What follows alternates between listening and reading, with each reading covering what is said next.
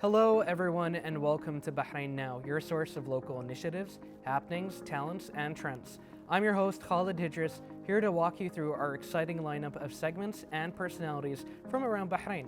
So don't go away, we'll be right back.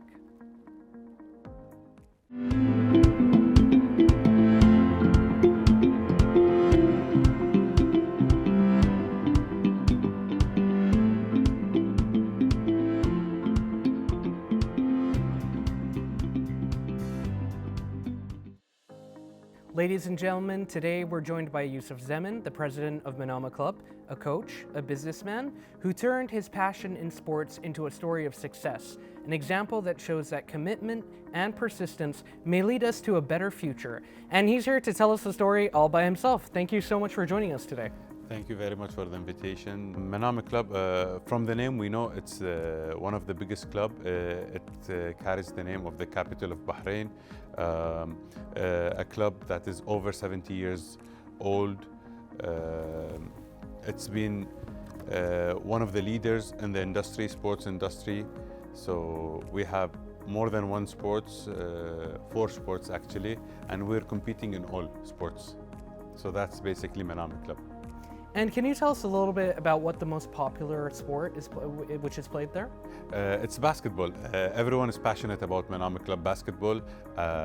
We're the top team in Bahrain and one of the top teams in GCC, Gulf countries. So Manama basketball is different, actually. I'm actually really surprised by how popular basketball is in Bahrain, because you usually, when you think of sports, especially in the GCC, you think more along the lines of soccer, don't you? Even though we try to change the popularity of the sports in Manama Club today, we're competing in both football and basketball. We're fighting for the title in both sports. If you go to the neighborhoods in the eastern area of Bahrain, and the northern, you're going to see handball, volleyball. So it depends on the area. That's what I see actually.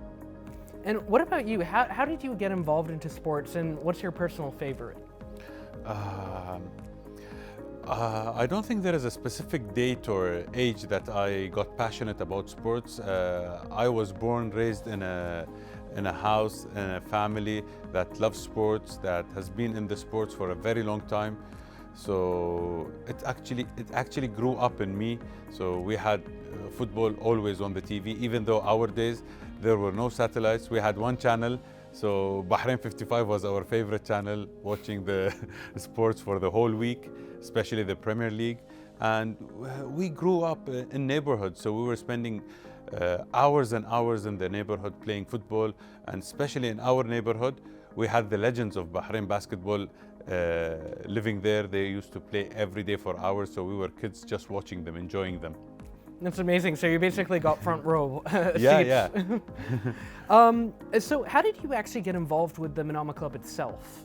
My dad is one of the people that has been in Manama Club for a very long time. So when I was 6 years old, 5 years old, we used to go with my parents. I used to go with them to the club and spend like 6 hours a day. You know, you go at 4 o'clock and leave at 10 o'clock. When we were kids, we enjoyed playing. The energy was endless, limitless. So we spent our whole life there. So, and I still remember even the old club. It was like a small club in the Gudaybiyah area. So I remember every single detail. Yani, it's amazing how we can remember the old stuff in our memories and we don't remember what happened yesterday or the day before.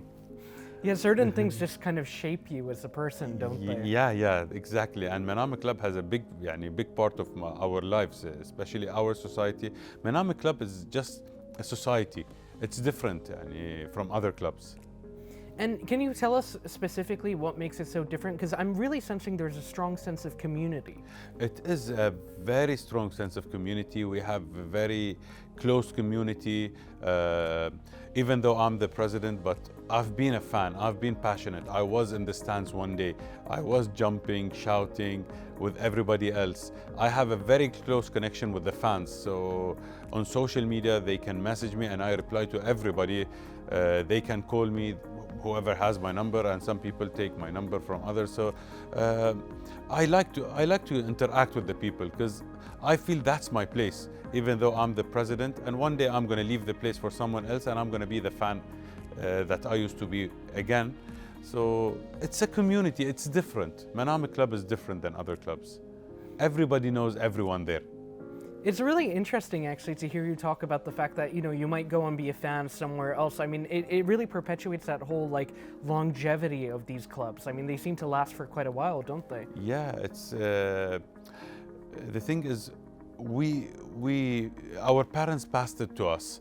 So, and we're teaching our kids. Now my son is spending like hours in the club, even though when I go there for meetings or whatever, I just drop him in the club. He watches basketball training, then he goes to the football pitch. You know, he spends a lot of time there. So he's passionate even more than us now about it. So it's just, you know, passing it on to the next generations. And inshallah, we'll see him maybe as the president one day. And hopefully he can fulfill my dream. I don't want to see him as a president. I want to see him as a footballer. Inshallah. Inshallah. So can you tell us a little bit about what does it mean to be the president of the Manama Club?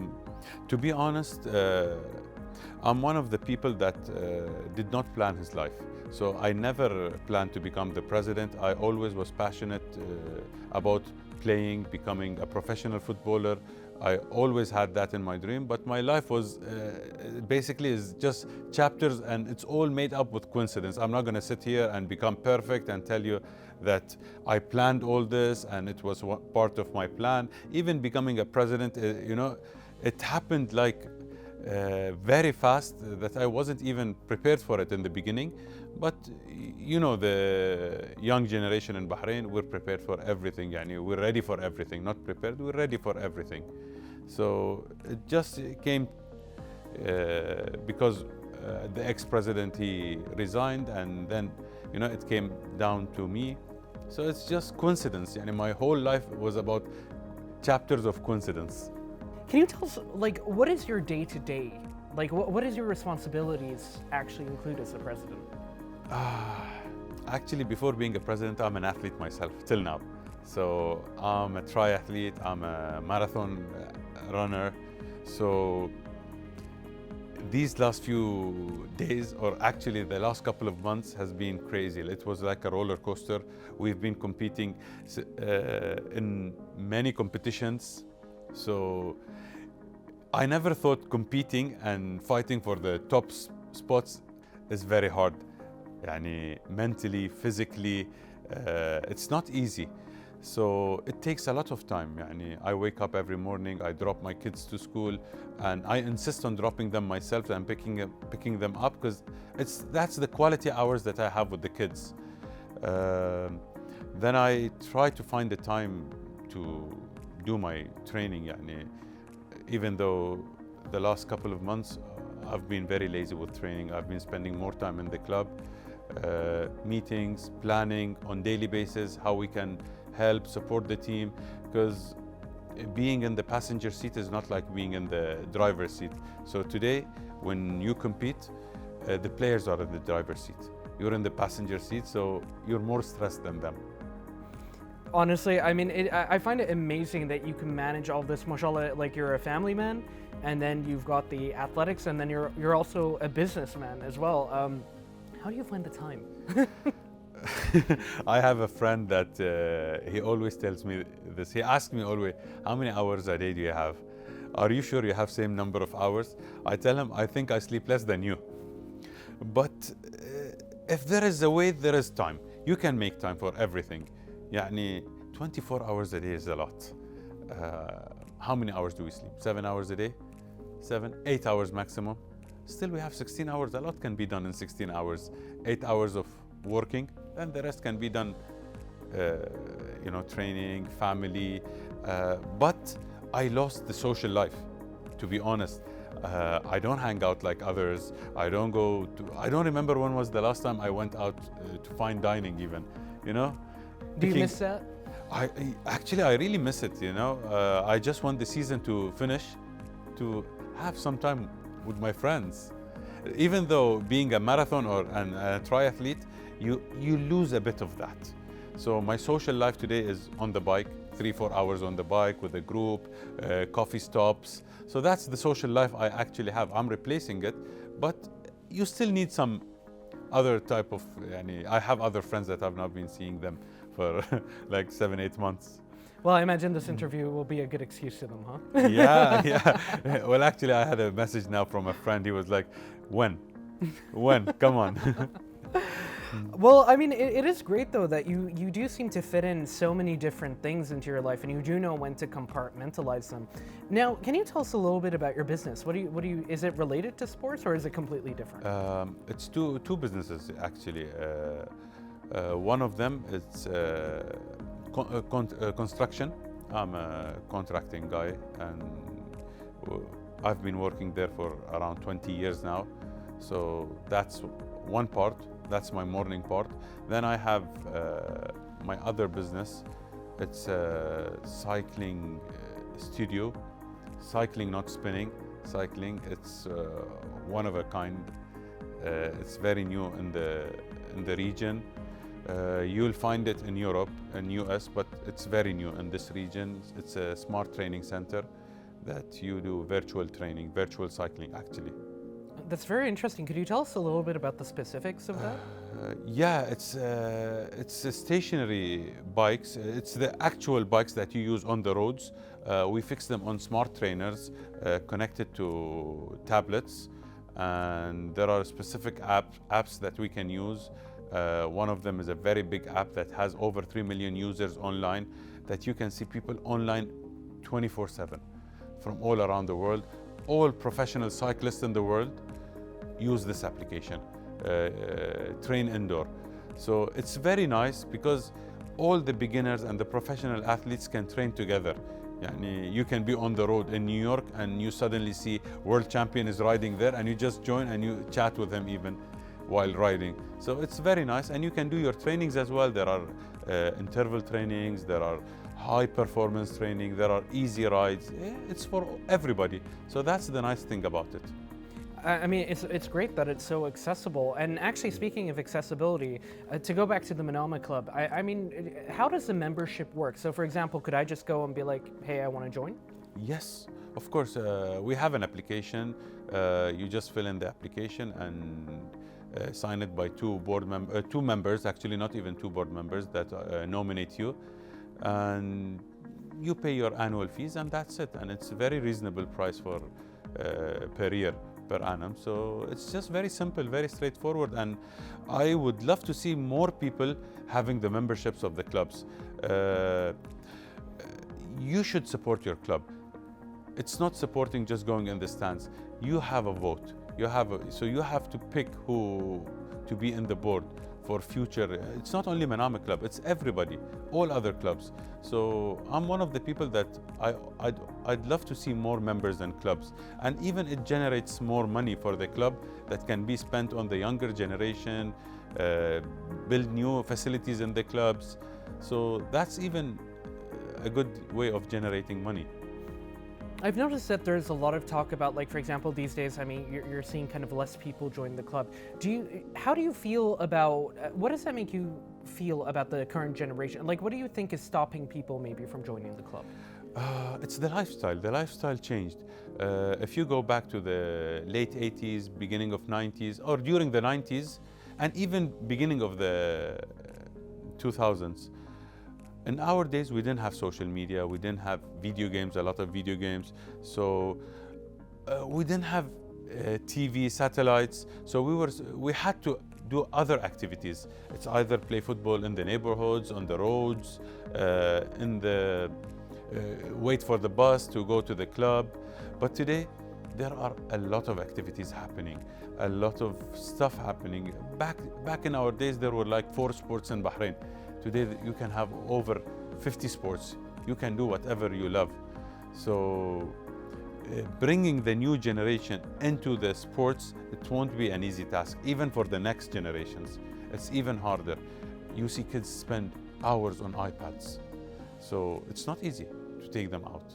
Yeah, I can imagine. I see a Yeah. lot of my younger family members, they're glued to it. And I mean, I'm kind of guilty of it as well. I mean, I spend most of my time in a dark room with my electronics. Not you, even us, even though we are from a different generation, unfortunately we go to social gatherings and you see 70-80% of the people are still playing in their phones. So they're attached to the phones. The moment you see somebody has his phone in his hand, it means he's not interested in the subject. He's not interested in the gathering. Okay, even if it's just for a second, he'll put his phone on the table or next to him. Then again, he'll pick it up in a couple of minutes. That's the problem. We're too attached to our phones because we have access to everything today. You can access anything in this world through your phone. So it's normal. I mean, they basically become like computers that we can lug around anywhere, and I suppose the temptation of, you know, checking our notifications or playing a game just becomes too great. But if you had to convince someone like me, who's a total recluse, I spend all of my time indoors, usually in my room, people like me or people who from like Gen Z or anything, if you had to sell us the idea of joining the Manama Club, what would you like to say? Joining a club is not easy.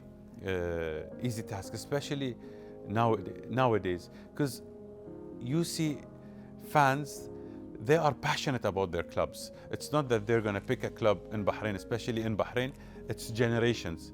Maharra Club fans, Rafah, Manama Club, Ahli, then you have Malchia from their neighborhoods. It's, you know, it's passion, and you cannot build passion in anybody.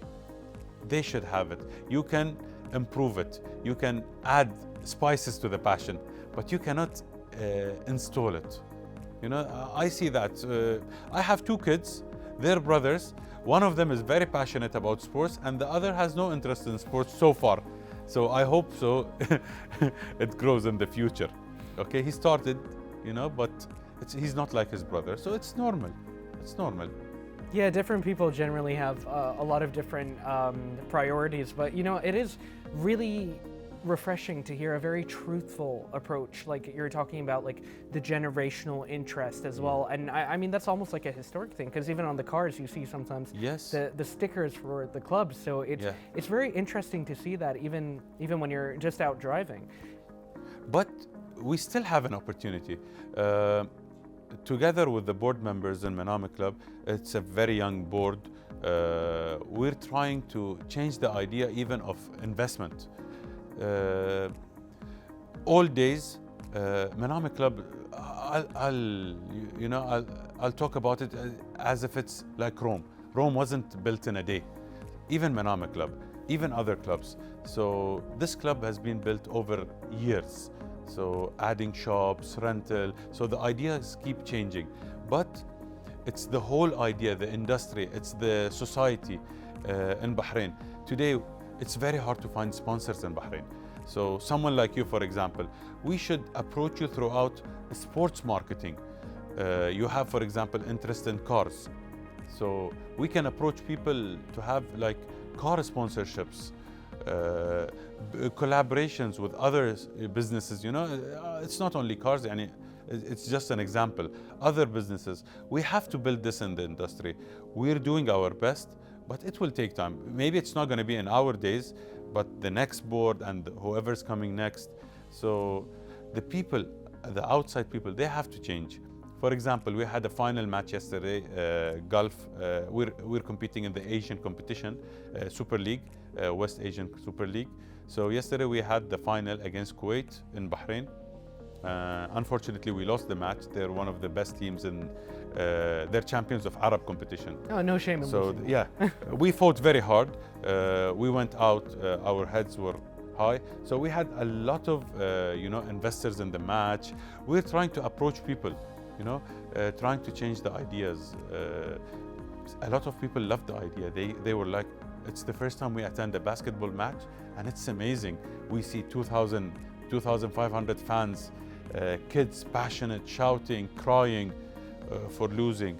And the opportunities, the business opportunities that you're gonna have throughout sport, it's huge. The exposure is huge. We should start changing the ideas of marketing in Bahrain. We have to chase the ideas that are happening internationally. today you're gonna have your sponsorship logo on like Man United or Chelsea's shirt, you have to pay millions to be there. So this idea should come to Bahrain. I can definitely see why you're the president. Like, mashallah, you've thought everything out from every possible angle. So, and you know, you would never really think that all of that thought goes into a sports club. I mean, especially for someone like me, you know. So to hear all of that, I mean, I suppose your business background probably helps you with that as well, doesn't it? It's the business background, it's the sports background. I'm passionate about international football, you know, and basketball even. Yani, I'm a big fan of Premier League and NBA, and billions are spent on those two industries. So, okay, we're not going to be there anytime soon, but we have to try our best. We have to get at least a piece of the cake. Definitely. Okay, we're not looking at the whole cake. We should have a bite at least. So we should chase them. We should try, at least trying. It's not a shame if you fail, but let's try. You never know. Today our sponsors are all based on relationships. We have 6, 7 sponsors. It's all relationship. None of them wanted the exposure.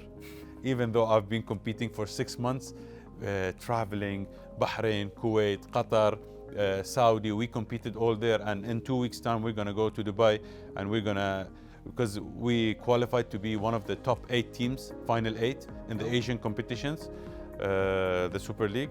So we're gonna be there in a couple of weeks. So see, nobody wanted this exposure.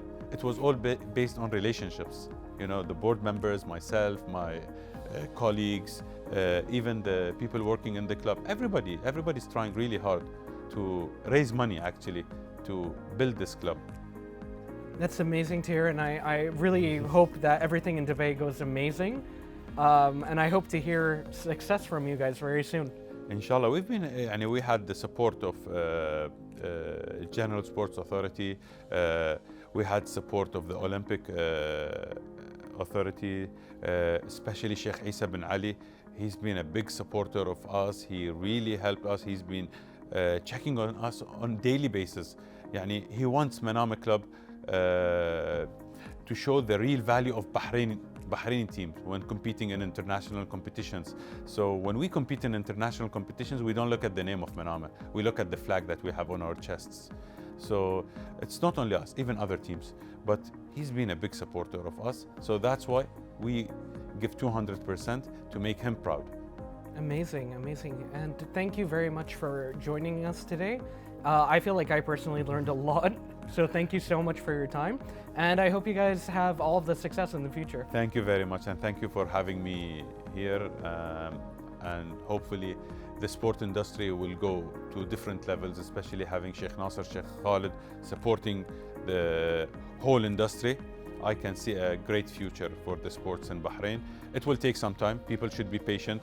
I know a lot of people are criticizing, but as I said, Rome wasn't built in a day. Give it time, guys. It needs time. Maybe it will take 5 years, 10 years, but Bahrain's going to be on a different level in 10 years' time. Especially when you look into Formula One, we've been hosting the biggest sport event in the world. There is no such thing as big as Formula One, investment-wise, technology-wise, the level of competition. So if we can host that, Bahrain's going on a different level. So just give it time. Very well said. Thank you so much. Thank you very much.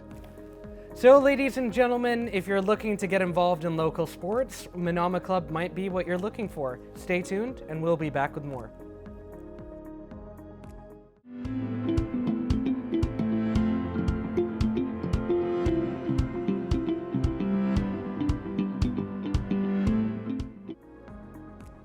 The Youth Mural Contest, supported by the Youth Affairs Ministry, was held on May 12th and 13th, 2023. Let's check out the following report by Khawla Youssef for more on this.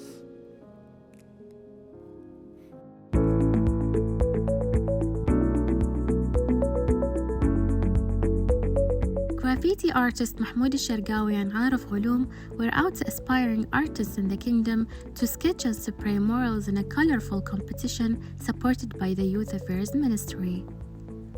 The Youth Mural Contest is held on 12 and 13 of May at the Muharraq Model Youth Center to encourage Bahraini youth to showcase their creative talent on a larger scale. I've been doing this for a while, and today we're having a competition here for the Bahraini youth to compete on a best graffiti mural. And of course, big thanks to the Ministry of Youth and Sports for organizing this event for the youth to get their chance to get an exposure to the country. And I hope this is not gonna be the only competition happening in Bahrain. We hope to see more artists in the field. Hopefully by the new year, at least we're gonna have 10 or 15 artists joining the community of street art.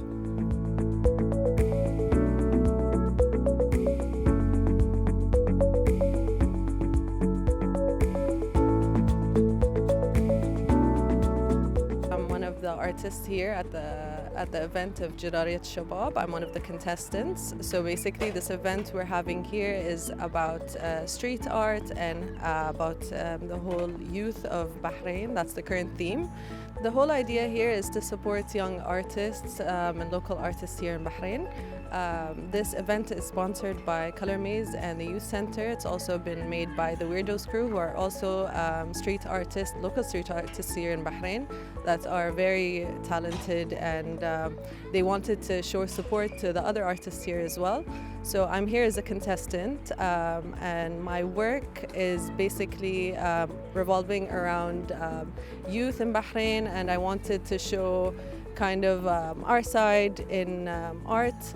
And usually I do diverse art. I do different kinds. I do street art and paintings and carving, but recently I have been more into street art, and I feel like this event is very nice and very supportive to everyone here.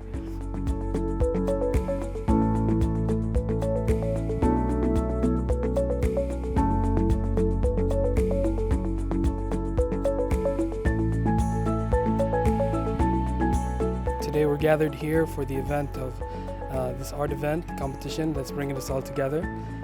It's a competition, in the end we just out here expressing a value to us. Today I'm talking about my art piece. I went with Tatawur because I preach growth. Growth is something that I wish for everyone and for myself every day. And yeah, that's what it's all about.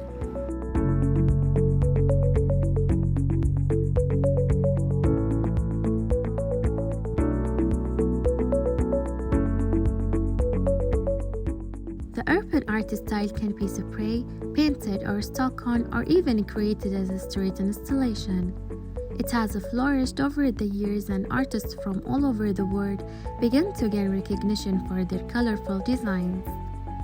The Youth Affairs Ministry is supporting this kind of art and encourages Bahraini graffiti artists through these kinds of competitions. This is Khawla Youssef reporting for Bahrain International TV.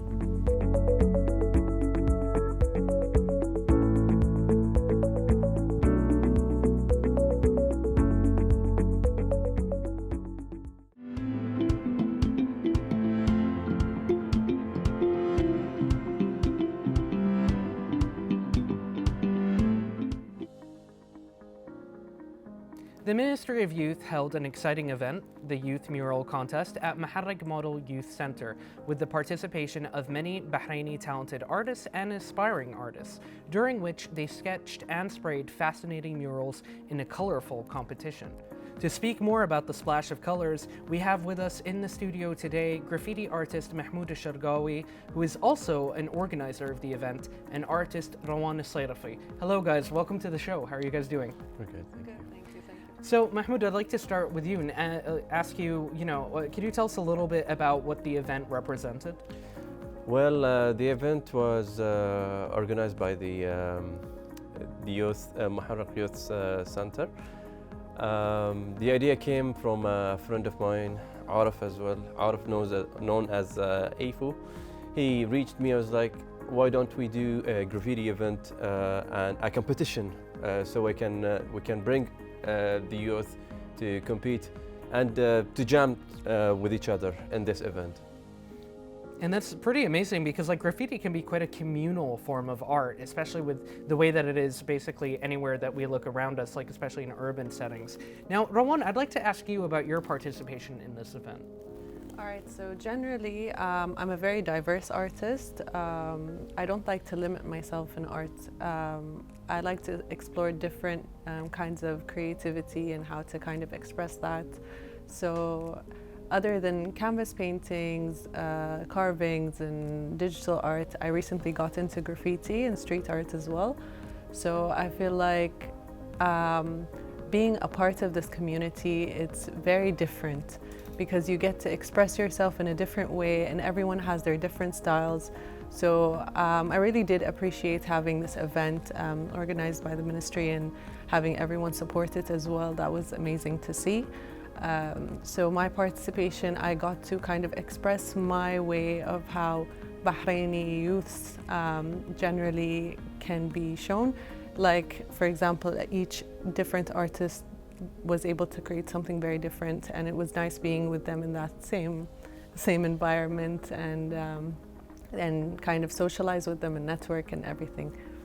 I'm really liking that sense of community as well as like your investment in something that you love doing. And you know, Mahmoud, I want to ask you about like what this event, you know, this coming together of all of these artists, like how does that represent the goals or the investment of the Ministry of Youth in the talents of Bahraini youth? Yeah, the main purpose of this event is not to compete. The main purpose is to give the artists, the young ones, a chance to get a good exposure. This is the kind of support the young artist needs for the future wise. This is the main purpose of the event. Through my time in the graffiti career and street art, the main purpose is to bring new generations every year to this field, and let them experience something new that they didn't try before, or they didn't get that in schools or universities. So it's a new field for them. So collaborating with the Ministry of Youth and Sports is one of the fast tracks that I found in Bahrain. And as I do it every year with the Ministry of Youth and Sports through the program they have during summer, the Youth City. I've been doing that since 2014, giving courses of graffiti. Hopefully I'm going to do it this year too. There was a good a place to attract artists since they have the audience. It is really cool to see this community come together and really show what they're capable of. And I've learned over the years that Bahrain has a really thriving art scene. So could you guys tell us a little bit about your experiences with the art scene in Bahrain? Well, I'm going to be talking specifically about the graffiti and street art because that's what I'm currently focusing on. Back in 2007, there was nothing. Nobody knows anything about graffiti and street art until one day we got introduced to it, and day by day, year by year, more artists came to the scene. So now at least we have 30 to 40 maybe artists that tried graffiti already. Maybe they didn't continue in that field, but at least they tried something new. Hopefully, what we're trying to do actually is to put Bahrain in the map of graffiti and street art that will be known worldwide. For an example, we had an event with the American Embassy where they brought artists from the States to collaborate with Bahraini artists, and they got fascinated with the potential that Bahrain got, what the Bahraini artists got, especially I'll be talking about Arif, Aifu, and Salman, known by Soldier, and Isa, known by Elsies. These three names that trying as much as possible to rise the name of street art and graffiti in Bahrain. So that was a really success to convince the West that we have a high potential. We have a great artists in Bahrain, that they have high potential. Future-wise, they'll be working worldwide, and they started already in the Gulf. So hopefully, future-wise, the rest of the world's gonna see what Bahrain got in the field of graffiti and street art. And what about you, Rawan? What is your experience with the art scene in Bahrain? I think generally the art scene here is definitely growing much more than it was before, especially nowadays because we have our social media. We get to find out more about events and galleries and everything happening. As well as this event, for example, we have the ministry supporting it. So I think with time we will definitely be seeing more of this happening. It's such a big difference from now and before. Like he said earlier, even with graffiti and street art, just generally, I feel like there is more support happening, which is very much appreciated, and it's very nice to see that happening here in Bahrain. I mean, it is really absolutely amazing to me to see how, art is something that, is so integral to any culture, whether that is, your tradition, your ethnic culture, or your regional culture, or even youth culture. And to see it being given the proper dues, especially by the government and by our leadership, is just fantastic. And, I do want to ask, Mahmoud, what do you think the artists in Bahrain specifically need to make themselves develop or flourish even further? Support. This is the most important thing. All we need is all the artist needs are support, whether it comes from ministries, companies, initiatives. Once they get the support, once they get the encouragement to paint, I'm sure that they're gonna succeed and reach higher level. As long as there's somebody to tap them on the back. This is very important for the artists. If we didn't get enough exposure and enough support from all the sides around Bahrain, I would say we're not gonna move. There might be a movement, but it's not gonna be as fast as if there was a support. So this is what we need, and I'm trying as much as possible to support artists myself. To reach a higher level in terms of encouragement, in terms of techniques, in terms of all the other stuff. I even have chance also whenever we have an artist that contact us. Especially, I run the shop Color Maze. It's a street art hub. So the idea is to attract artists to do graffiti. So we also have exchange, some kind of an exchange artist. We had artists coming from Germany, France, the USA, and Italy, Scotland, and India, and so on, so and so. All these artists who came to Bahrain had a chance to collaborate with the locals. And the local had a chance to learn techniques from them.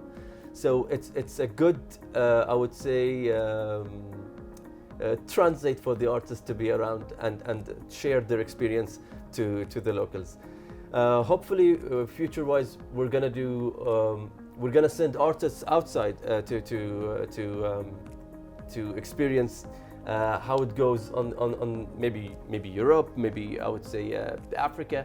Hopefully by the next years. I recently went to Tunisia, and I had to collaborate with a few artists over there from all around the world. It was a really nice experience. So I want this to happen to the rest of the artists in Bahrain as well. I have to say it's very heartwarming to see two very prolific Bahraini artists with us today. And especially I want to reiterate something that you said earlier. It's not a competition. You guys are actually sharing the techniques and everything. Because, I think art is one of those things that there is no real answer to. You kind of just do your own thing. And, clearly, in you guys' case, you guys managed to produce some breathtaking pieces of work. So, well done. And just before we conclude, is there anything you'd like to add?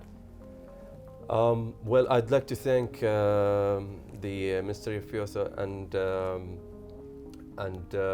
Sports for their support and for organizing this event.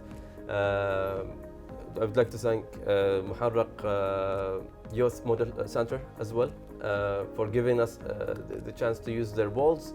And big thanks, of course, to Sheikh Abati for organizing this event. Also, Mohammed Janahi from the Ministry of Youth and Sports. My message to the artist or whoever wants to try graffiti, don't hesitate. You can contact me anytime you guys want. Just grab a spray cans, head to the walls, and I'll be there standing next to you, giving you tips. Amazing. Rawan? Like we mentioned earlier, I feel like definitely art is not a competition. Each artist has his own style, his own way of doing things. So just a message to the artists out there, definitely always network, socialize, meet new artists. That way you can develop your skills, learn new things, and you never know where that would take you. Definitely don't be too scared to get yourself out there. And thank you for Bahrain TV also for letting us kind of communicate this with the rest of the country, and hopefully we'll get more support and be able to get more out there and see more faces as well. Well, thank you guys so much, and I'm looking forward to seeing what you guys are going to achieve in the future, and I look forward to seeing even more Bahraini artists hopefully follow in your footsteps and make it to the level that you've both made it. Thank you so much. Thank you very much. Thank you. The Ministry of Youth continues to host events that bring together the young people of Bahrain to polish their skills and unleash their creativity. We are looking forward to seeing what they have in store next, and we'll be right back after this short break.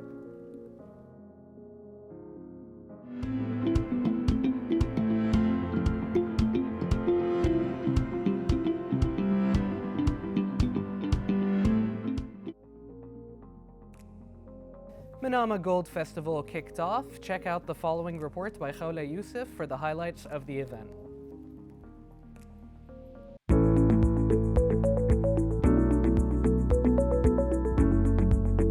Bahrain Tourism and Exhibitions Authority announced the opening of the second edition of the Manama Gold Festival 2023.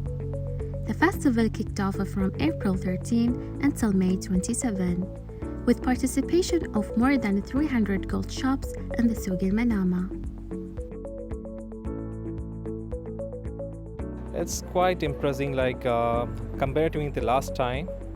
The tourism department has done very well. As you can see how they have done the setup, the designing and everything, it's quite impressive, and it has attracted a lot of tourism to this area, not just to this area, Gold Souq, Gold City, and the business is also quite improving by this particular program, and we are really happy that the Bahrain government is really supporting our gold business in this way, and inshallah we hope the best in future also, and we hope the tourism department comes up with another big programs which will improve the economy of Bahrain as well as our business.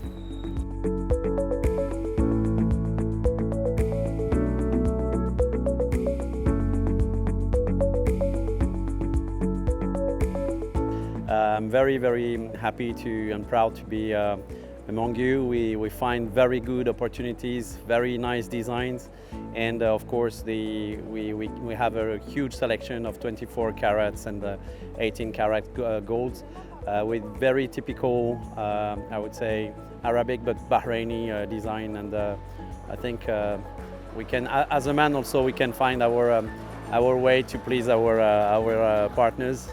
So I'm very happy to be in Bahrain, which is a very business friendly place. The Manama Gold Festival aims to promote Souq al-Manama as a desirable tourist destination by regionally promoting the event and attracting more visitors and tourists.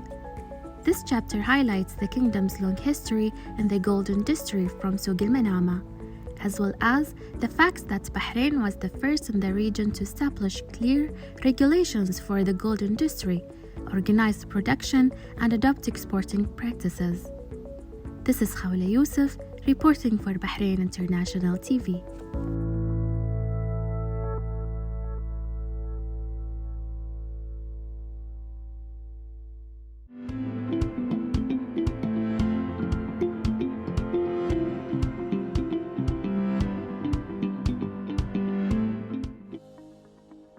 Well, ladies and gentlemen, we've made it to the finish line. A huge thank you for all of our guests who joined us today, and another huge thank you to all of you who are watching us at home. As always, please be sure to reach out to us on our social media accounts shown below. We love to hear from you. This was Khalid Hidris, and until next time, good day and God bless.